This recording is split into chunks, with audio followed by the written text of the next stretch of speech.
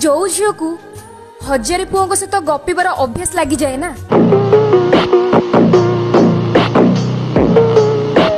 से केबे गोटे पुओ पे लॉयल होकर रही परिबनी।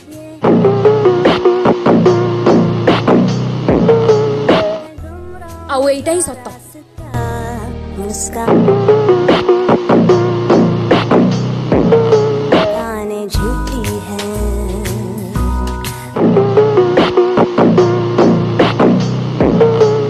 गोटे गोटे झील देखिए रिलेशनशिप रे थाई कि ना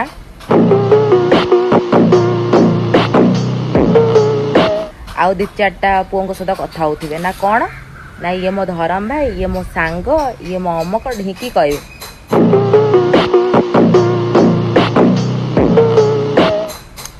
गोटे पुओ सहित रिलेशनशिप रही ना आउ का सहित कथा हवाटा हूँ बहुत खराब। ये जो धरम भाई ना धरम भाई कहार नुहंती है